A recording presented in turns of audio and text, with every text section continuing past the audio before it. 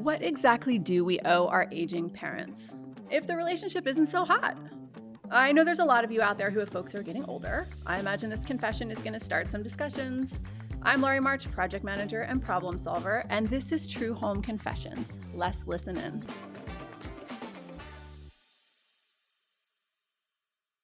So, my mom is steadily losing her autonomy, and she currently lives alone.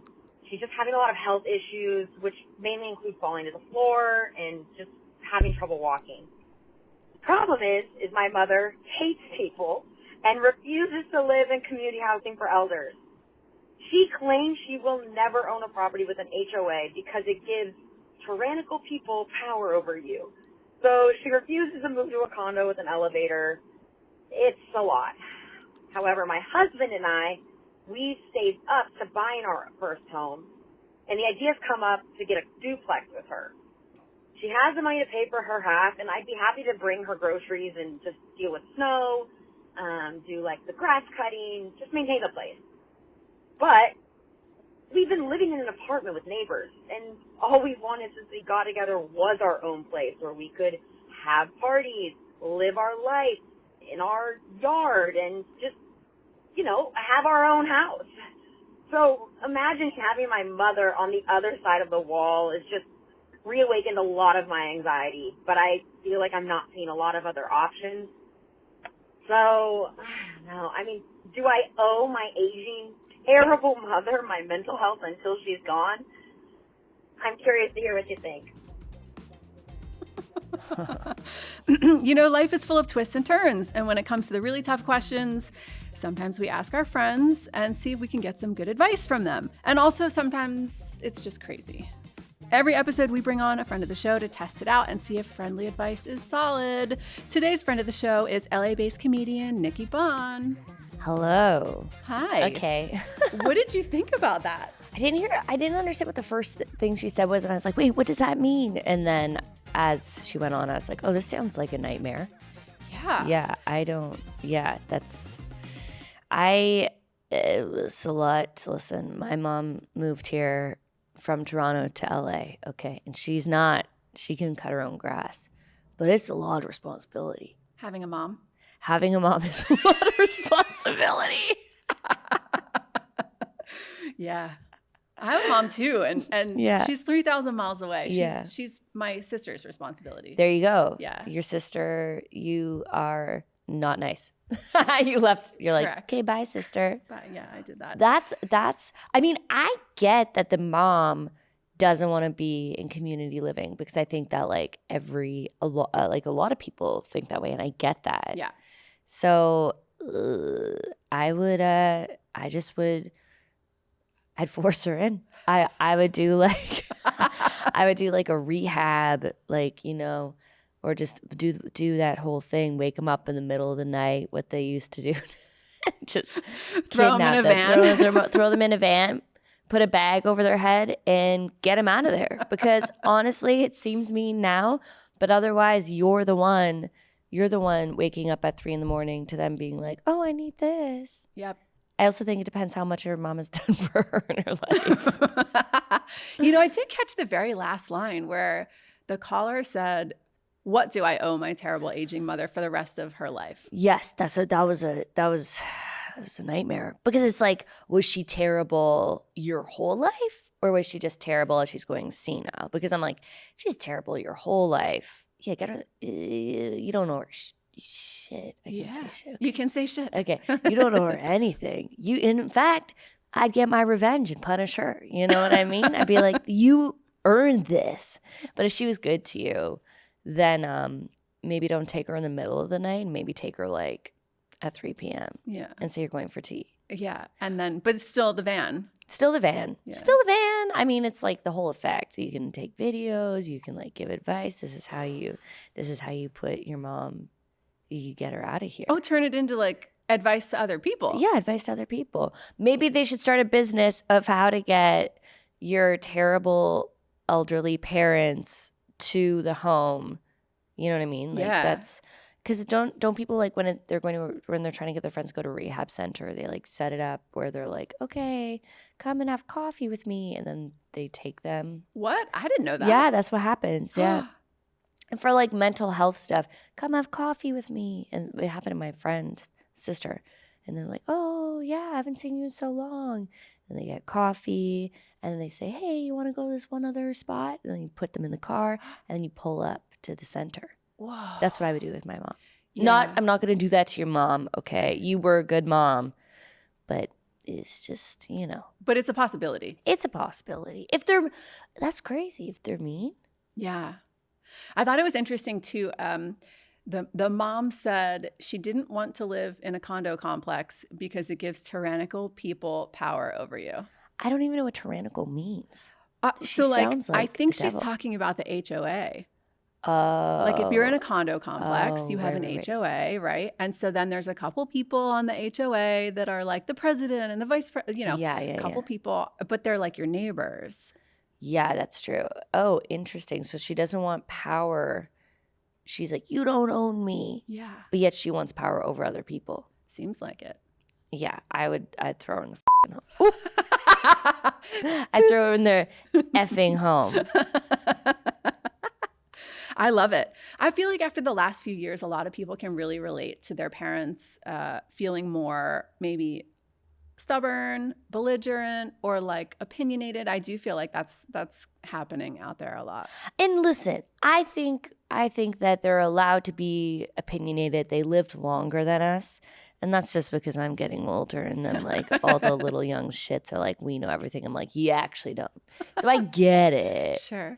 But if you're mean to people, then you deserve to be punished. I don't know what to say. Or she does like keep her as her neighbor. That was the other option, right? So she talked about, the caller mentioned that she and her husband had saved up for a house, and that mom had money. It sounded like mom has enough money to pay the other half, but they were thinking about going in on a duplex with mom. So confessor and husband on one side and mom on the other side.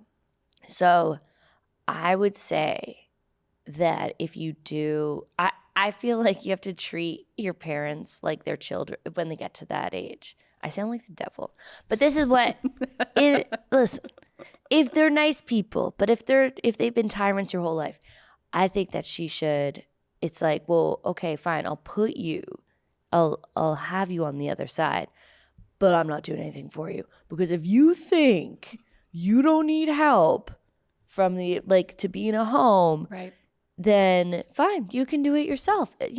I'm sure that her mom, when she was growing up, was like, oh, you want that pair of roller skates? You got to make your own money to afford it then, and then go get a job. So it's kind of like, oh, you want somebody to cut your grass? Not going to be me. Go get a job. Fend for yourself. I'm wondering what kind of job mom is going to be able to do from the duplex. Mom falls. It sounds like she's losing her autonomy and falling down. So what kind of job do you think mom is going to be able to get to afford the grass cutting?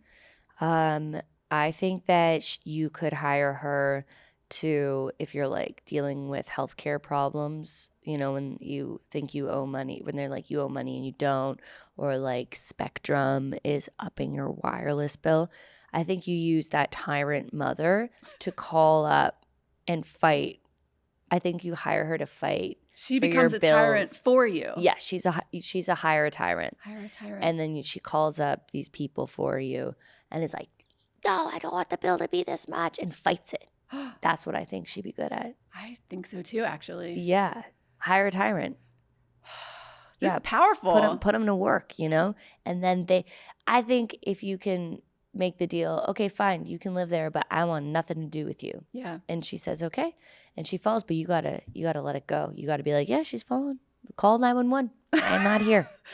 So you're not even giving her the necklace with the button on it? No. She can have that. Yeah. But it doesn't go to you. It doesn't go to me. 911. It goes to 911. Yeah, that's what I would do. Yeah. So what happens when you want to throw a party and you live in this house? Yeah. Are we giving mom rules about she's not allowed to come out during the party into the backyard? Yeah, I think you lock her in. Nikki! I think you lock her up. Well, we turn on. She's gonna take naps anyways. I think you do a party on hold. So it's like, hey guys, I'm gonna have a party this week. I don't know which day yet, but keep these times open every day. And then when mom falls, you have the party. She can't get up and ruin it. You're dark. I thought you were gonna say falls asleep, but we No. went straight to when mom falls down. falls. She's good. Yeah, she's good. Yeah, We'll turn the music up when 911 comes with the siren. Yeah. You know, or It's find fine. some music with sirens. Yeah, or just maybe wait till she's like taken away to have the party. Wow. You know, just really disconnect, setting boundaries.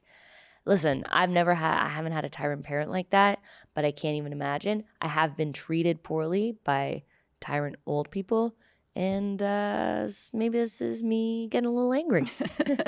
You know, it's so funny. When I heard this confession, I thought of you because I follow you on Instagram, and one of the things that I enjoy the most about following you is your series with your dad. Yes. And how you guys are like navigating your way in this chapter. So if you Yes. have a second, can you tell me a little bit about how this project came about? Okay. So my dad wasn't around like until, I don't know, I was 20, 25, 26. And even still, it's been like trying to get him to stick around type thing. Like he's just a musician. He's just like a jazz drummer, rock and roll. Like he's lived his goddamn life, and it must be nice. And so one day I was like, you have no idea like how to even communicate as a father. By that I mean like the biggest thing that happened was he told me that I'm great as a comedian and like all the good things, and also that I look sexy on stage. And I was like, okay, that is something you can't say to people that are related to you even. Yeah. And he was so like, no, I don't mean it like that. But it's because he's like lived on the road his whole life, and it's like road lingo, and he's never had to like censor himself for a kid. And I was like, okay, we have to do a podcast where I teach you how to be a father. So that's how it came to be.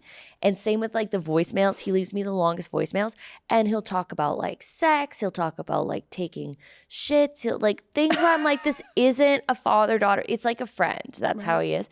And so that's how it came to be. And then like we did a podcast with me, Dad, teaching him how to be a father. And then he was like, I've had enough of this. And then like leaves again. And then now he wants to find aliens. And I'm like, okay, like wait, if that's what you want to teach me about aliens, come on back. Let's try it again. So now it's kind of like, it's navigating our relationship and the ridiculous things. Like even when he comes and visits me, it's like me cleaning up after him.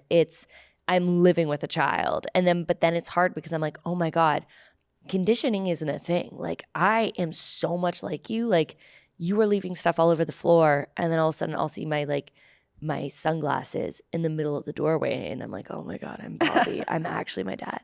So that's how it came to be. And then now, we're more so capitalizing on the fact that like I've always wanted to share this, but he's a bit more camera shy. But now that he sees and like people appreciate him, but he can also see like that it's silly. I think because baby boomer generations are so ashamed of who they are, and like they don't want to go to therapy, they don't want to admit their faults, they don't want to say what they did bad because of, I think it's shame what their parents taught them. And interesting. I think that their parents were like, be perfect, don't cry, we had to go through the war, we had to go through depression, you don't understand anything, be happy. And so then now our generation is like, hey guys, you screwed us up. And they're like, no, we didn't. We're fine, you know? Right. And so he's so ashamed, where I'm like, Dad, you left, you abandoned me, you came back, you're really silly, you're stupid. Like, let's just have a good time. Like, we don't need to be so embarrassed. It's so interesting too, because I feel like, you want to be sensitive to someone who is losing a little bit of independence. Yes. But also, like, can you be aware of the people around you who are experiencing, have to participate in your life when you get to that point? Yeah, it's true. I know. I can imagine, like, some of my, people who are losing, in my life that are losing independence, are so frustrated and they will snap at me. But it sounds like this woman is already, like, has lost independence. It just sounds like she's mean to people. Yeah. I feel like once you're falling down, that's something to really be paying attention to because Yeah. that's so dangerous Yes. for older people. Yeah, it's true. But it also sounds like she's not very social, Yeah. So Which could be a problem. Because yeah. if you fall down by yourself, it's like Yeah, if you a have no tree one. fell in the woods and nobody was there to hear it. Yeah. Throw a party. Okay, so here at True Home Confessions, you're standing in for friendly advice, Nikki. So our confessor called in trying to get some great advice. What is one thought that you would leave her with? Oof. I guess I would say put yourself first and your phone on Do Not Disturb. You heard it first. I cannot wait to find out if this is advice that our confessor should be following. That is Nikki Bon. Next up, we have our expert, certified financial planner and money trauma expert, Shauna Game. It's going to be so good, you guys. Friends, I have a confession. We own a 1927 Spanish-style home, and when it rained, I used to have to run around the house with towels just to collect all the water that was pouring inside the windows. It was bananas. I waited for years to replace the old wood windows because I was afraid the new ones wouldn't match the authentic style of the home. When I finally couldn't take it anymore, I worked with Renewal by Andersen, and they put all of my nitpicky fears at ease. When I work with a brand, I'm big on real relationships. You're only going to hear from companies that I have vetted myself. I love working with Renewal by Andersen because the people are the best. I am not just saying that because I'm a brand ambassador. I truly love this company. If you need new windows and doors, here's a little offer. Buy one window or door and get one 40% off. Plus an additional $200 off your order if you buy 4 or more. And special financing is available. Are you in? Give Renewal by Andersen a call at 844-290-2458. Back to the show. Okay, in today's wild times where everyone has an opinion and can't wait to share it, True Home Confessions highlights the gulf between friendly advice and expert advice. I want to take a second to acknowledge our caller. This is a really complicated thing. It's emotional, it's financial, buying a first home, parenting a parent. This is a life phase that comes with a lot of stress. I actually created True Home Confessions so that we can hear all the kinds of friendly advice that our caller might be getting about what's going on at home. It could be what your friends are telling you when you're complaining at a bar or over lunch at work. And by the way, I hope that we all have a friend as funny as Nikki when life gets dark. We're going to talk about that confession and thoughts from the amazing Nikki Bon with our expert, Shauna Game. Let's get into it. Hey, thanks for having me. Shauna, on the Everyone's Talking Money podcast that you've been hosting for years with over 26 million downloads, cough, cough, that is amazing. You talk about personal finance, money, relationships, mental health, money therapy, and so much more. As a certified financial planner and money trauma expert, you really are the exact right person to field this for our caller.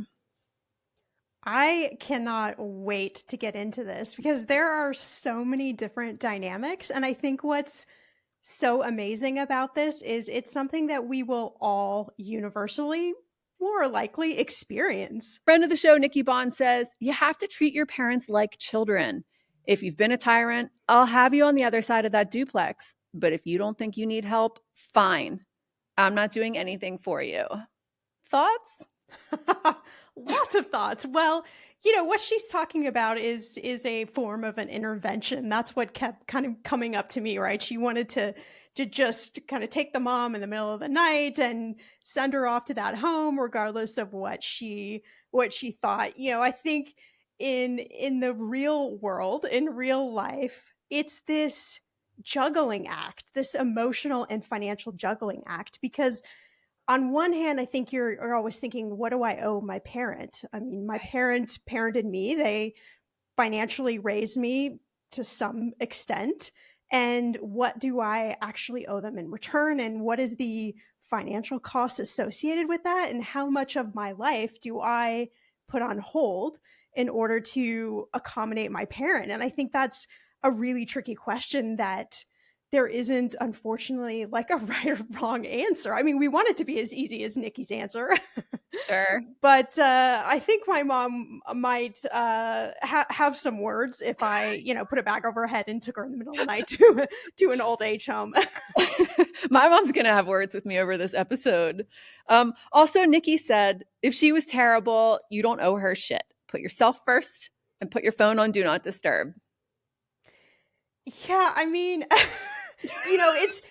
I like her going for it. It's some pretty strong advice. And I think it really speaks to the complexity of our relationships with our parents. And I know a lot of people who have these sort of thoughts about, what will happen when their parents need help, or maybe their parents need to move in, and they share Nikki's sentiment.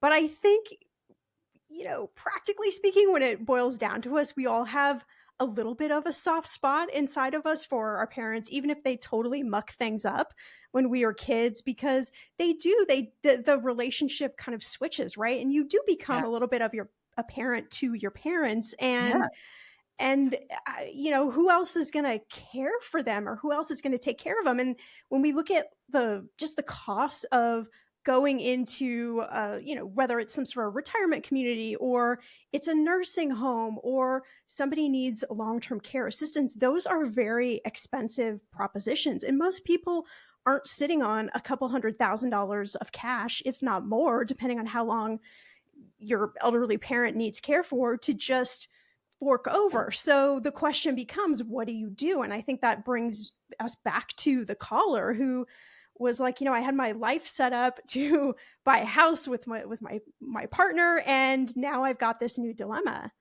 Yeah. Okay, so I want to get into all of that, but beforehand, we have a little bit of business to do. True Home Confessions asks, are we taking this friendly advice? Did Nikki get it right? I would say asterisk mark, it depends. Yep, that sounds about right. So as much as I had the best giggle at all of that, I feel like there are some really serious thoughts that we're going to go through here. And I feel like there's a lot of emotional stuff here, and there's a lot of financial stuff. So in my brain, I think we could tackle this best if we divide it financially and emotionally. And I would love to start with financially. You heard the confession. Our caller is thinking about using their savings and going in on a duplex with their mother, who it sounds like also has some savings. Maybe we could chat through some sort of pros and cons. Generally speaking, do you feel like it's a good idea to buy a house with an elderly parent? I think it depends on what type of situation we're talking about. Like, are there already some health issues that we're having to deal with? Like, what is the level of activity for your elderly spouse? Are they still getting around okay, or are they needing more assistance? I think so. It's kind of examining it on that level. But from a financial standpoint, it could be a good decision, actually, certainly in places that are super expensive, like California and New York, where the cost of real estate, it's a lot of money. So if you have a parent who's willing to come in and fork over a portion or all of the down payment, whatever it might be, let alone share the living expenses and just all of that stuff that's just so expensive, this could be potentially a real kind of win-win situation, because then you, as the child, you've got more cash, you can invest your money, you can, maybe you buy a rental real estate property, I don't know, but you can use that money to build your wealth versus you just having to fork that all over for a down payment. So from a pro side of things, just purely looking at the math, it could work in your favor if that's the situation where your aging parent, does have some cash available to them. If they don't, then it's a little bit of a different conversation, because then you're having to figure out how you're going to afford the entire household and how you're going to afford the care. And so really understanding the situation and understanding the costs associated is an important conversation I think you need to have first. Yeah, that makes sense to me. Also, like as you're getting older, I think life gets a little more scary and intimidating. And some of these, the parts of this phase that are happening to our elderly parent, I think, this is partly why people get angry and frustrated, and, the world is shifting around them. And they're probably super frustrated with like the little chipping away of your independence and your autonomy. Maybe you can't drive anymore. Maybe you don't feel comfortable, doing things that you used to do, and you're dependent on someone else, paid or unpaid, family or a service, for some help with things. And I imagine that transition is super frustrating. There are so many different studies that show that elderly parents go through some level of anxiety, depression. Like, this is very common, and I get it. And you probably don't have a lot of people to talk to. So, one of the recommendations I would give in this scenario is, if you're all open to it, go to a therapist. If there are these heavy emotions, there are certainly financial therapists or just traditional therapists where you can talk about some of these emotions that might be harder to just sit down and have a conversation about. But, Sure. with a guided professional, you can explore these so that, maybe you understand what's underneath some anger or some bitterness, or, all of those emotions that are difficult when you're younger to understand. But the parent is, they're freaking out. They're approaching the end of their life, and it doesn't look good. Oh my God. I laugh, but that's just funny because it's going to happen to all of us. We're all going to be that person, for better or for worse, in whatever situation. But yeah, I feel like maybe the beginning of this is that assessment, right? Where we're saying, what condition is mom in physically? What condition is both of our wallet in, right? Like a hard look at what you're coming into this complicated situation with. And like, but my brain actually says, well, what happens if this place doesn't work for mom anymore at some point? Yes. Like, the caller mentioned that mom falls a little bit, which kind of put up a red flag for me. And we'll bring that up again later too. But I think coming into that conversation with a therapist or someone who can be a neutral party might help this be less emotionally charged. Because otherwise you're sitting across the table and you're saying, I don't want to spend money on that. And the other person's hearing, you don't want to spend money on me, right? Or like, I need this. And if you're having to sort of check in with each other and say, do you really need this? Or could we dial this back? And so I feel like some of that give and take, especially with the flipping of the parental role, could be kind of yucky, where like your parent used to tell you what to do, and maybe you've evened out in your sort of mature age, but then you're telling your parent what to do. And man, that just sounds like a fight waiting to happen. Well, and we're dealing with two super taboo subjects here. We're dealing with money, which is one of the biggest taboo topics that most of us don't like to talk about, don't like to Yep. deal with. It's kind of the elephant in the room. And most of us have not had frank and open conversations with our partners, let alone our family members or our parents, about money. And so we really don't know. They could say, oh, I'm fine financially, but what does that actually look like? How do we actually quantify that? And then on top of that, we're stacking this layer of your aging, and we have to explore other housing options. So you put those two giant taboo topics that are just filled with emotion together, and it feels like it's just a simmering pot, like ready to explode. And I think part of it too is because there's a third person in this equation. It's not just a parental relationship with this daughter and mother. She's married, and she and her husband have been saving up hopes and dreams, aiming toward buying this first home together and getting out of an apartment, having a backyard that they can throw parties, which is so cute. I'm like, I totally get that. When you come from an apartment and you just want to have like that first barbecue, that is so real. Or like let your dog out in the backyard. They're just like, they're ready to move into this next phase of their life. And you can hear this like fear of what this frank conversation, frankly, is about to like unload on all three of these people's life. I'm a like old school fan of doing a just complete pro cons list and thinking about all of those things. Not only, you brought up the spouse, does the spouse get along with the mom? What's Right. their relationship like?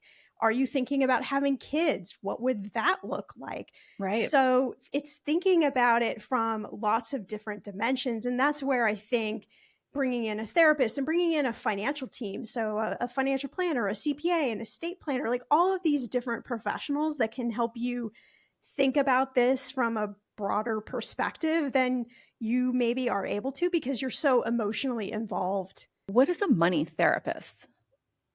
That's a very good question. So it's a relatively new kind of therapeutic model, I would say, that has been developed over the last few years.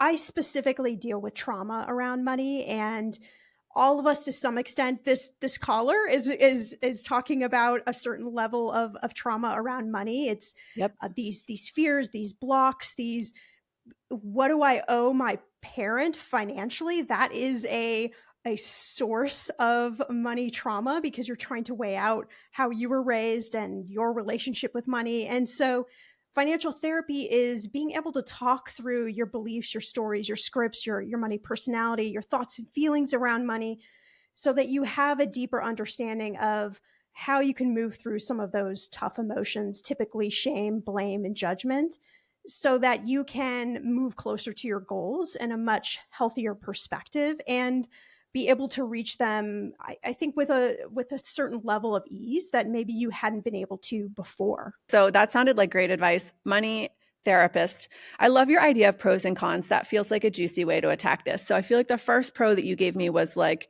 sharing living expenses together could be a great idea. We talked a little bit too about being emotionally supported by being closer together. So as this parent is going through this process, they have somebody right on the other side of the wall if something really goes wrong. What else is a good pro for this? Well, there could be tax advantages. This is one of the reasons you want to work with an accountant or a CPA, even just to hire one for an hour, just to kind of pick their brain. But there are some tax benefits. Potentially, there's a dependent care benefit depending on what sort of level of support you offer for your aging parent. Okay. And then, interesting, however you decide to purchase the property, you could potentially divide the mortgage interest deduction between both of you. One of you could take more, one of you could take less. And so I think that conversation comes down to just what do your taxes look like? What do your parents' taxes look like? And, what works out favorable for both of you. So I think the tax thing alone is merit to, opening this financial conversation up for a broader, interpretation and, experience and knowledge from other professionals that can really say, okay, this is the way you should set it up so that it helps both of you. Yeah. Okay. I'm starting to hear a team, like a hero team coming together for this chat. We've got the money therapist, we've got some sort of CPA or tax person. What do you think could be some of the real negatives? Like, I could see a bunch of them. Yeah, I mean, Nikki talked about him, the caller talked about him. Obviously, there's a lack of privacy issue because no matter how you structure she was talking about a duplex, but whether they're living in your home or your duplex, you're still neighbors. You're still With your sharing mom. some level. Yeah, we are still sharing some level of space. And so this comes back to what was your relationship like? What is it like now?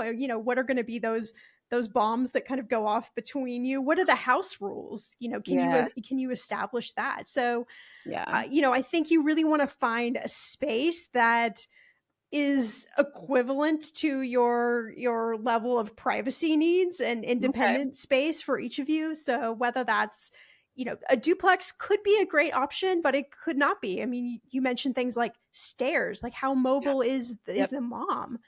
And what is that going to look like in the future? So Right. thinking about those sorts of things, we could rope in here, obviously, a real estate professional to help us find, a property that's going to maybe be one level and maybe going to have, an in and out for the mom or, those sort of things I think are important to think about that you're not going to think about when you're younger and you're just looking at a house for like, oh my gosh, I want my dream house. Yeah. I know for me, one thing I have seen a lot of people do when you have a duplex is if you have shared communal back and front yard, giving someone privacy by walling off a smaller garden. So, maybe the backyard area is more for the couple, and maybe the front yard is for mom. Maybe you give her a walled in little beautiful garden, but sort of using the idea of dividing up some of the outdoor spaces so that she could maybe step out of her bedroom into a cute little place to drink coffee. And it's not the shared, you're not like, hello, sort of like waving to each other in the backyard and like your jammies. So I kind of feel like, oh God, or worse. Yeah, who knows?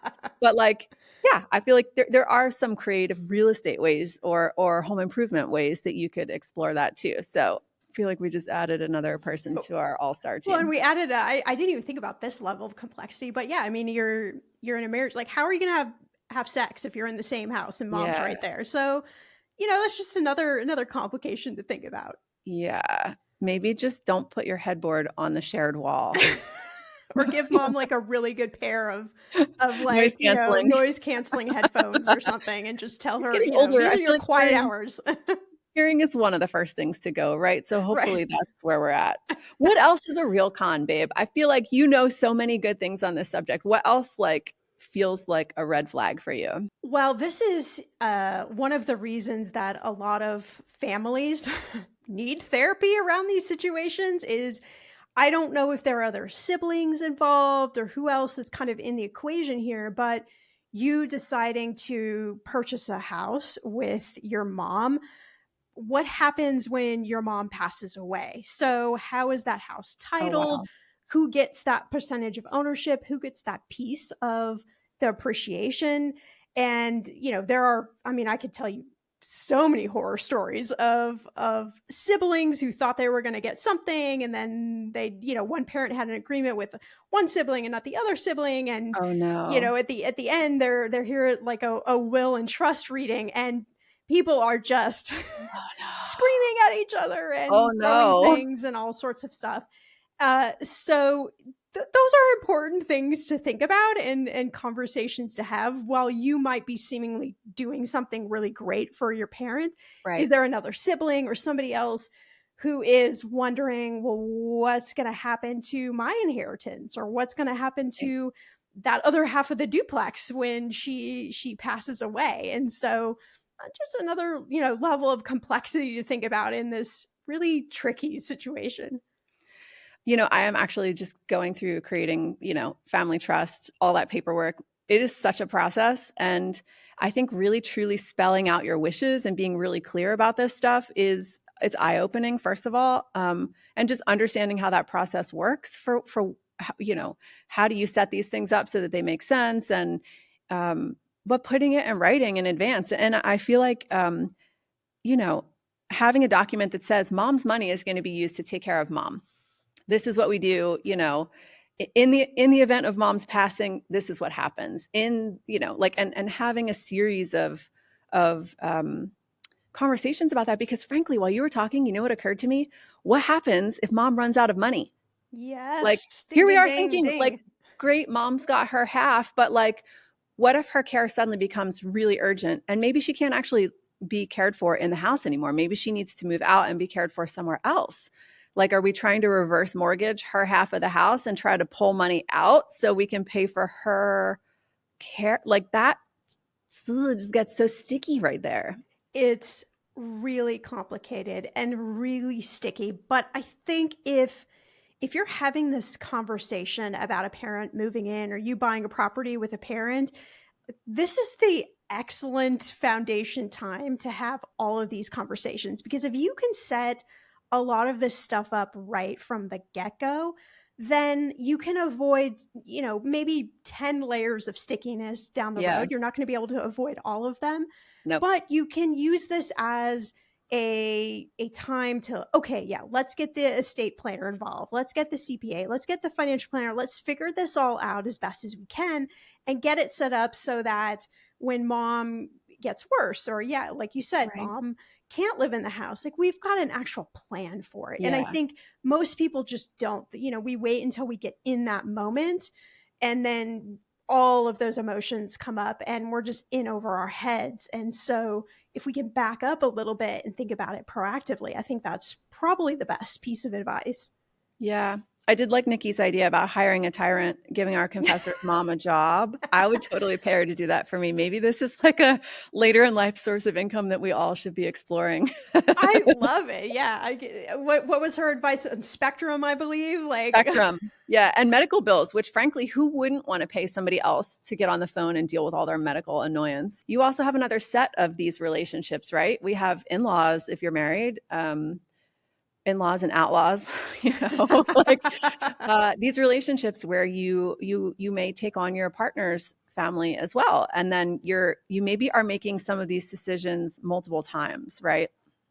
absolutely. Right. And it's every set of parents, it's going to be something different because they're all going to have different financial needs. They're all going to have different health needs. And so I think it's a subject that we can't avoid. I know there's a lot of people who enter into this phase of life with no savings, both sides. So these are even more complicated conversations if people are not making any money. So, I know there's definitely some privilege here in that these people are both coming into this equation with a little bit of cash and some options. So obviously this gets only far more complicated the less that you have in your bank account and the less secure your jobs are. So, and we're talking about it from the perspective of the mom coming in and us helping the parent, but also we could look at it from a little bit of a flip side where you decide to go into this arrangement with a parent because maybe they are more financially well off than you, and sure. maybe it works out more beneficial for you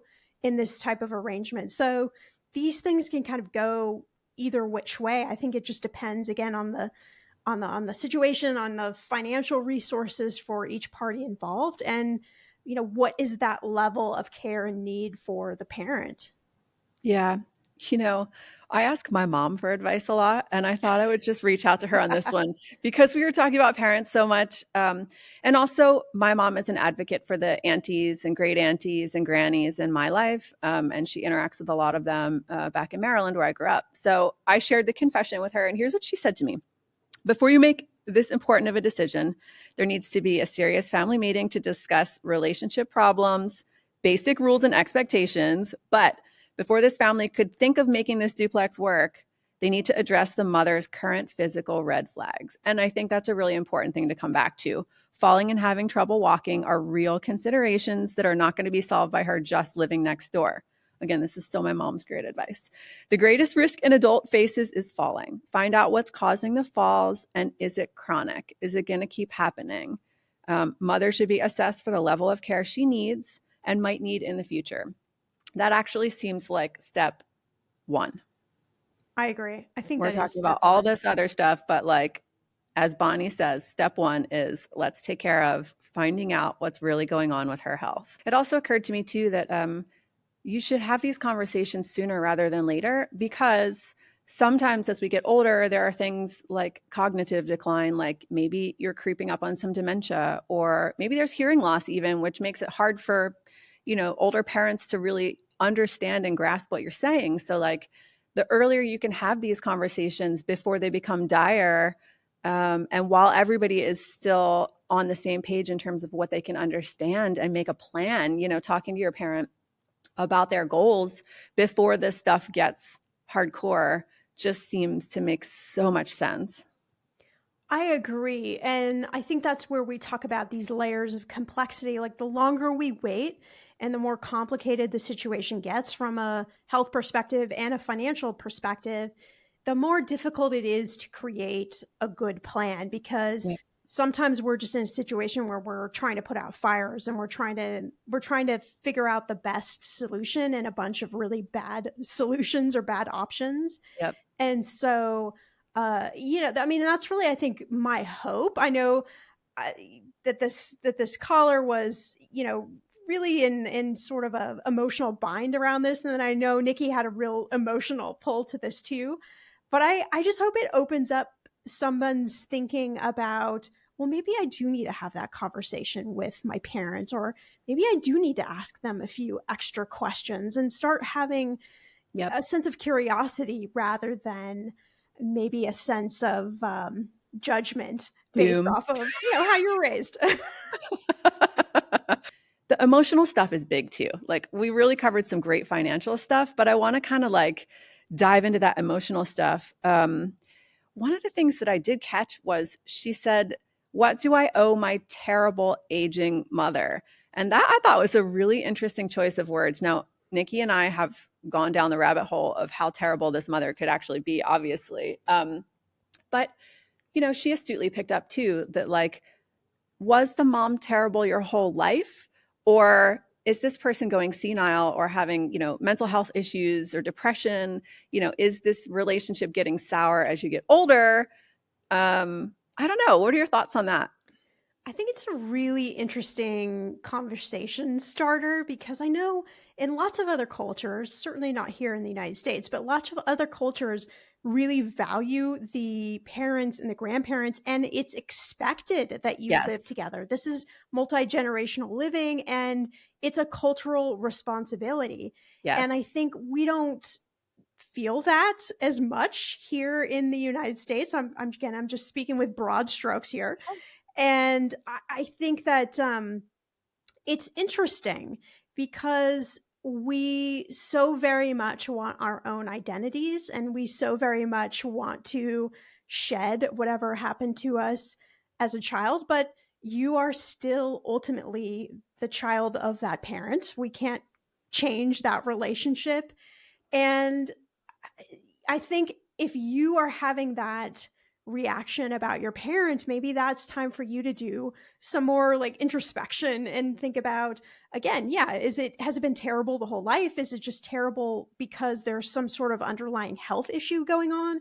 Is it terrible? Maybe they recently lost their spouse and they're dealing with some level of Yeah, depression, or for there sure. could be dementia. I mean, there could be so many different factors. And I think it's just really easy to say, oh, my parent was terrible. I don't have any responsibility for them. But then I Right. think when you're actually in that situation, I hope at least there's some sense of gratitude that comes out. Not that I'm saying you have to take care of your parent for the rest of your life, but Yeah. um, I don't know. I think maybe we need to all embrace a little bit more of that respect and we want somebody to care for us too when we're old and we're Right. crotchety and we're maybe a terrible person. I do a bunch of research for each of these episodes. And one of the things that I was digging on was how many people have a strained relationship with their parents. And on the farthest end of this spectrum, I really came across some conversations out there in the wild about people who had had an abusive parent and what do they owe that parent in their old age. The CDC had a statistic that at any given time, up to 20% of all children have suffered some sort of abuse or neglect, which, holy crap, that is the worst statistic I can't even, 20%. That's so shocking to me. I actually That think it means, would have been higher. I don't know, that maybe I'm just being like naive on that, but that really surprised me. And so that means that at any given time, 20% of adults are coming into this conversation thinking about a parent who was abusive or neglectful or perhaps addicted and was a shitty parent for real. And, so on one hand, I've processed what you just said, and I do think we all, Americans are so independent and we push so hard to escape our parents and be somebody different. And then it's like, well, yeah, but there's so many benefits to having closer relationships that, I think we suffer from too.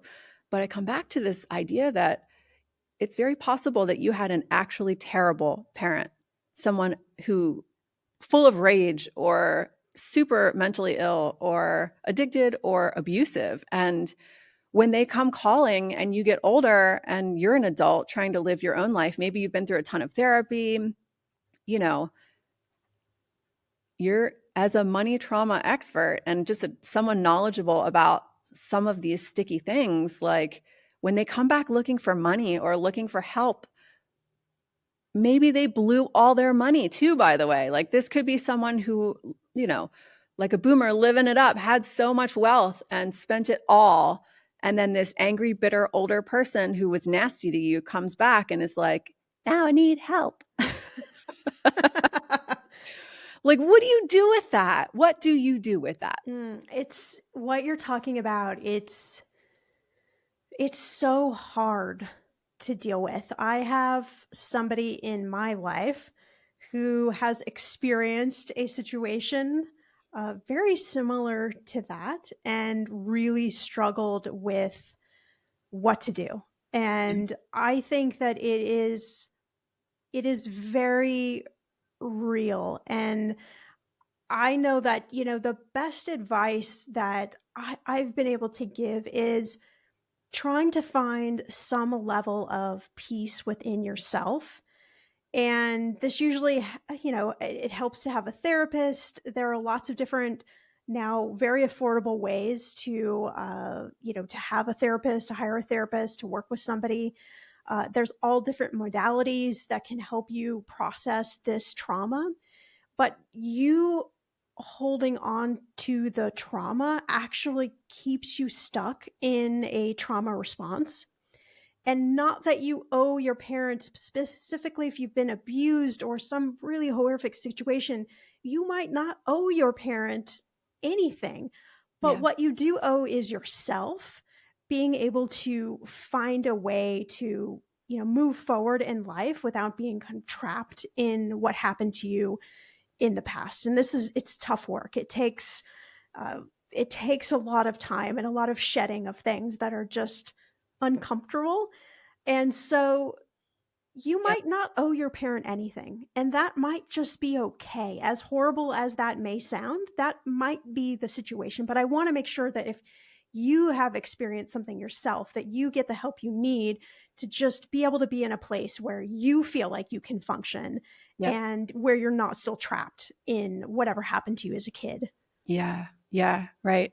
Like does taking care of that parent reintroduce the feelings and the relationships and the patterns, and like how do you make choices about whether you're going to support that person or not, or interact with that person or not, but without, kicking off all those patterns again. Or could it be a place of healing? Could it be a place of having conversations that maybe you've just never had? Who Yeah. knows? Who knows? You sound I'm struck by how empathetic you are. I can feel it. It always comes through when I listen to your podcast and when I hear you talk. You just, it feels like a warm hug. And I'm just wondering if there is something in your life that have you ever, been in a traumatic relationship or a toxic relationship that gave you all of that empathy? Oh yes, yes, I have. I If you're got okay married. talking about it, Of if you're, course, I got yeah, married when I was pretty young. I was 24, and I definitely did not know myself. I thought I knew myself, and I chose a partner that was not right for me. And he had a lot of interpersonal trauma that he had not processed through himself, and did not really, I think, truly understand who he was. He didn't have a pathway to be authentically himself. And so it was a tough marriage. There wasn't fighting or anything like that. It was just a lot of non-communicating, oh, a lot of just people passing, ships passing in the night, kind of experience. And it did a lot for me. It really took a toll on my self-confidence, on how I showed up, how I presented myself. There was also a level of financial complexity because of at certain points he made more money than I did. He controlled a lot of the finances. Even though I was a money expert, there were a lot of things that I did not have a grasp on. And then when we yep. got divorced, the tables had switched, and he was no longer working his job, and I was the financially dependent one. And so basically in the process, I walked away with zero assets and Wow.